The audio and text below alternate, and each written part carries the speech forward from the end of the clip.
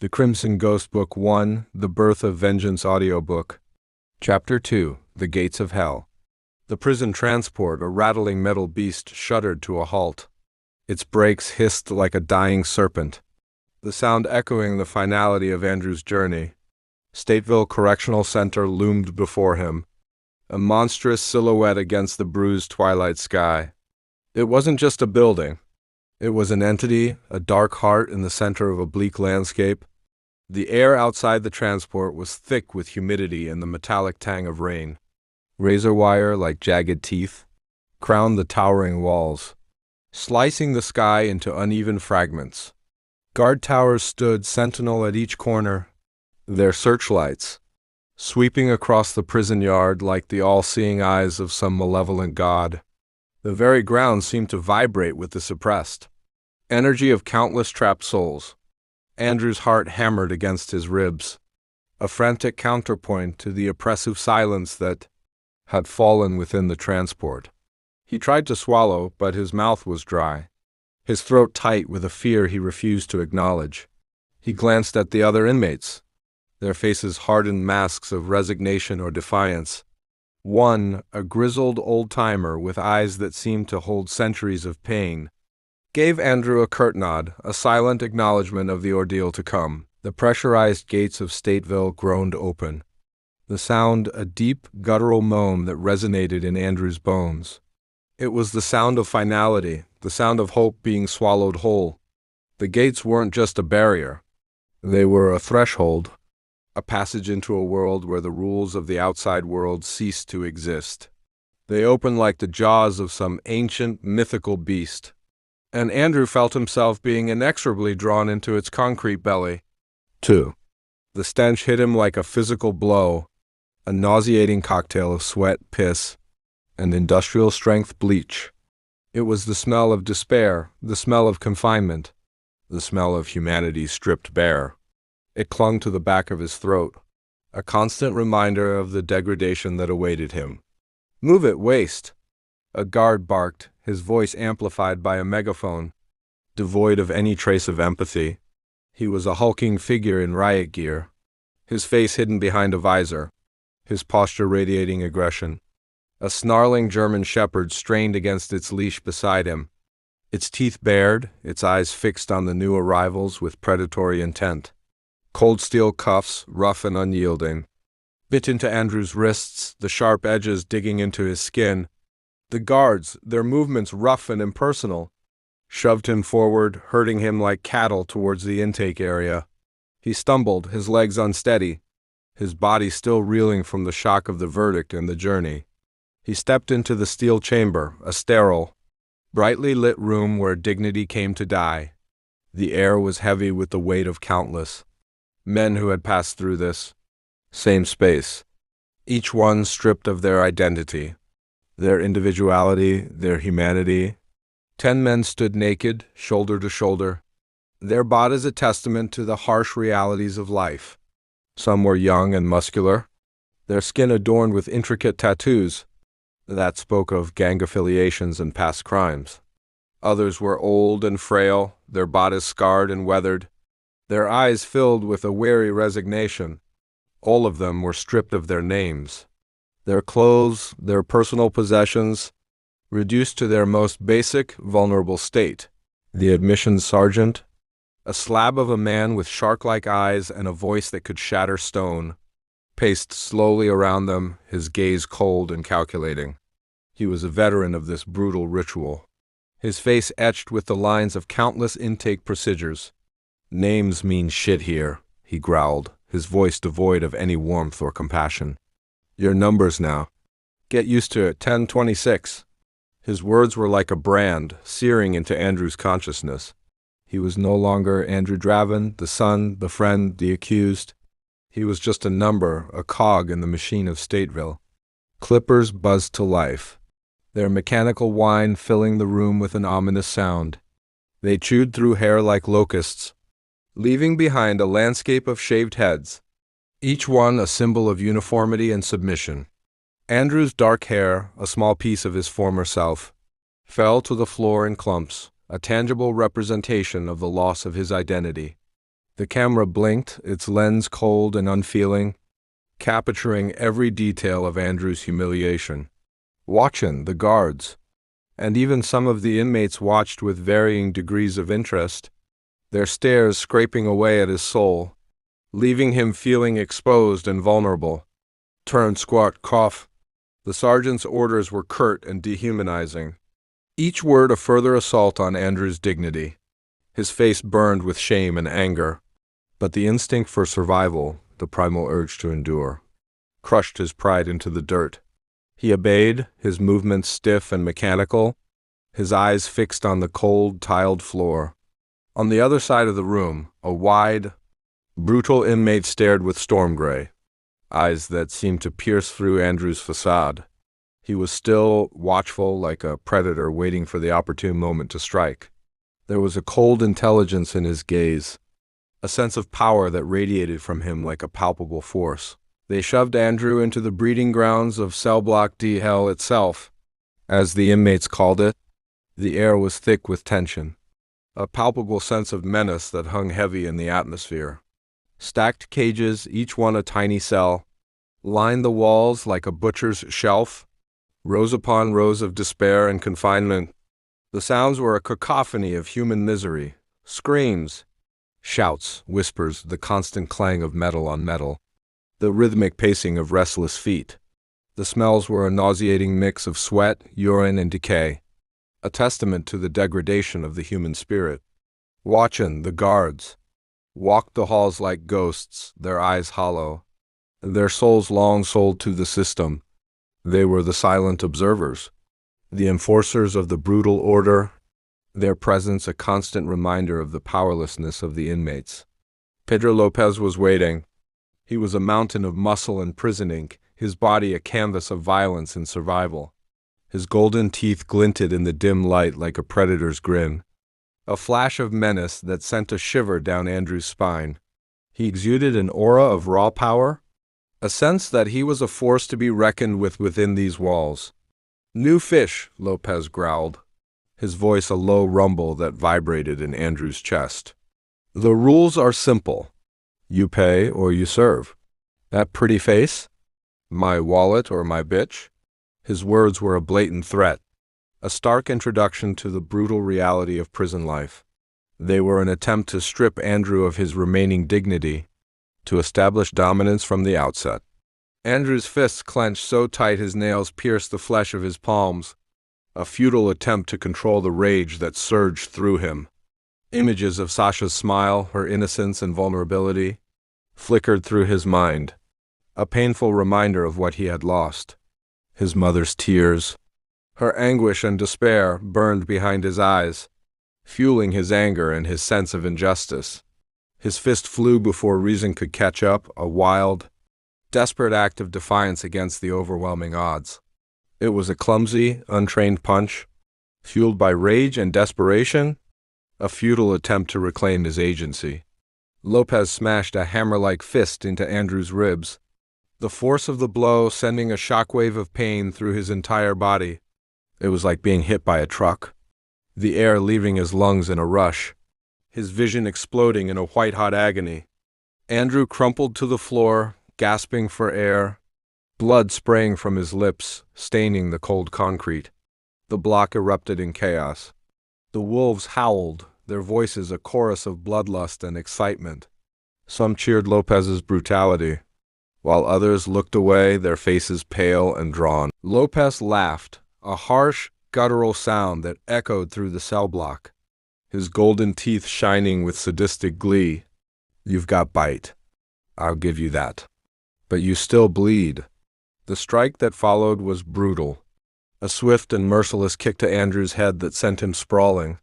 The guards, their faces impassive, tore Andrew away from Lopez like raw meat, their grip rough and unyielding.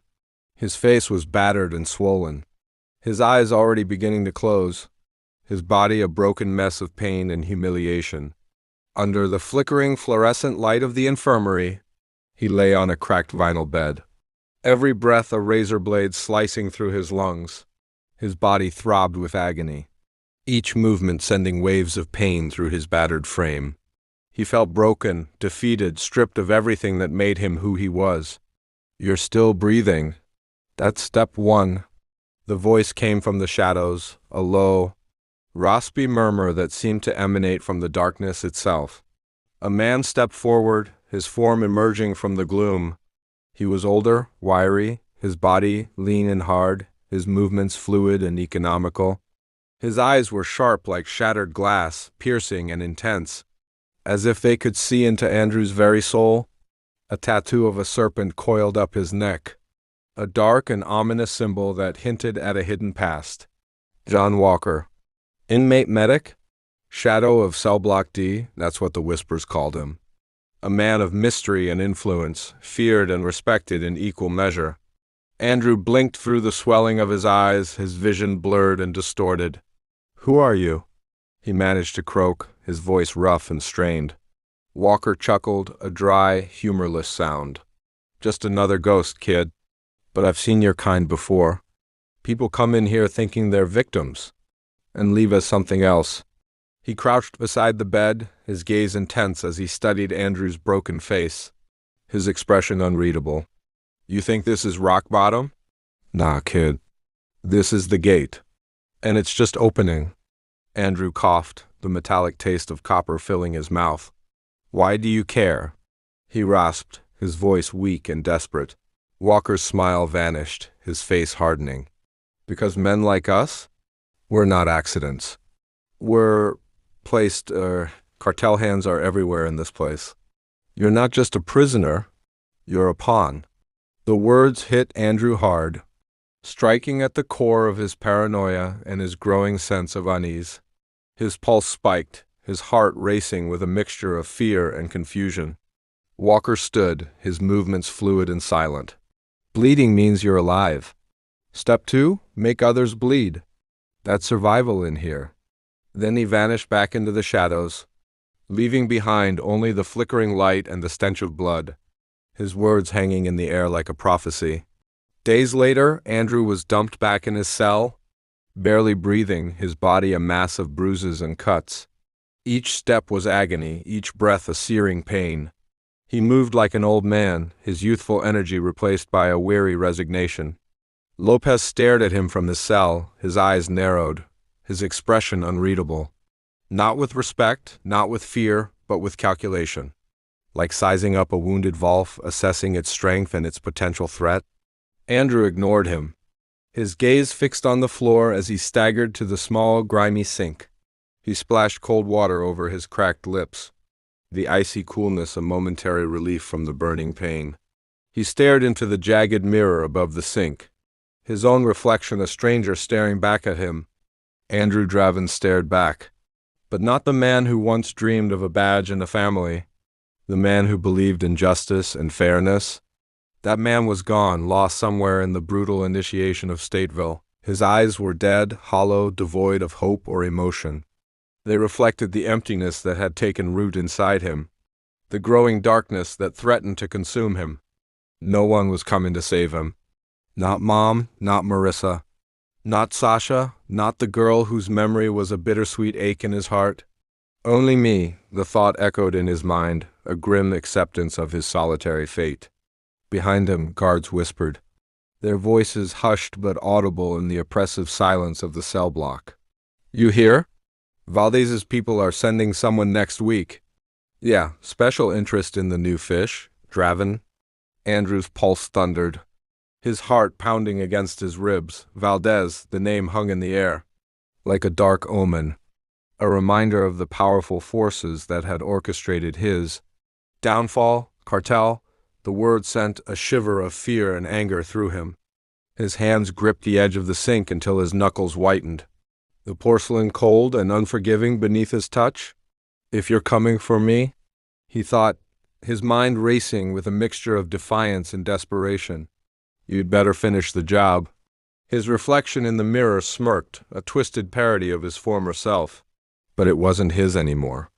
It was the face of a man forged in pain and violence, a man ready to embrace the darkness. Fate wasn't done grinding him down. The forces that had brought him to Stateville had more in store for him. More trials, more tests, more opportunities to break him.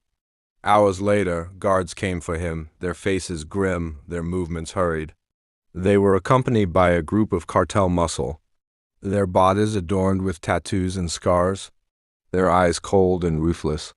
They dragged him from his cell like garbage, their grip rough and uncaring. They threw him into isolation, a pit black as pitch, a sensory deprivation chamber designed to break the strongest of men. There was no light, no sound, no human contact. No toilet, just a hole in the floor reeking of rot and decades-old filth. The darkness swallowed him whole, consuming his senses, isolating him from reality. And in that tomb, in the suffocating darkness and the oppressive silence, evil took root in his soul, the seeds of violence and rage, planted by his past and nurtured by the brutality of Stateville, began to sprout, twisting him from the inside out. He saw himself 15, reckless, lost chasing Roxanne through the grimy alleyways of the city, desperate to earn her twisted love and acceptance. He remembered the thrill of danger, the adrenaline rush of petty crime, the intoxicating allure of Roxanne's power. 25 men, a savage ritual, fists and boots, bones cracking, blood gushing. The memory of his initiation into Los Perros de Guerra flashed before his eyes. A brutal baptism in violence and loyalty. He remembered the pain, the fear, but also the perverse sense of belonging, the feeling of finally being accepted, even if it was by a gang of criminals. But he stood back up broken, but defiant. He endured the pain, he survived the violence, and in doing so, he earned his place. It bought him a place in Los Perros de Guerra, a twisted family bound by blood and violence. All for her, Roxanne, his obsession, his addiction, the woman who had both saved and damned him. And now, in the rot and silence of isolation, that glory stank like a corpse, a rotting reminder of the choices that had led him to this hellhole. The memory of Roxanne's manipulative affection, her seductive power, filled him with a bitter regret. 2 weeks. 2 weeks in that black hole. 14 days and 14 nights of sensory deprivation, of isolation so complete it threatened to shatter his sanity. No food, only meager scraps tossed in at irregular intervals. No light, only the oppressive darkness that pressed in on him from all sides. No hope, only the gnawing certainty that he had been forgotten, abandoned to rot in this hellish place. When they finally dragged him out, blinking and disoriented, sunlight carved into him like a blade, each ray a searing agony. His eyes screamed in protest. His body shook uncontrollably, his limbs weak and trembling. He was more ghost than man, a pale and emaciated shadow of his former self. "Smells like a dead dog," a guard spat, his voice filled with disgust. They blasted him with a high-pressure hose, the icy water knifing into his raw skin, each drop a tiny shard of ice. His nerves shrieked in protest, his body convulsing in agony. Andrew howled a primal scream of pain and defiance, until the world finally vanished into blessed oblivion. When he awoke, Walker was waiting. Like, comment, share, and subscribe. Hit the notification bell to get all the exclusives. The mystery is waiting to be unraveled. The battle is waiting to be fought. The story begins now. Why remain in the ordinary when you can awaken in the extraordinary? The Crimson Ghost is waiting.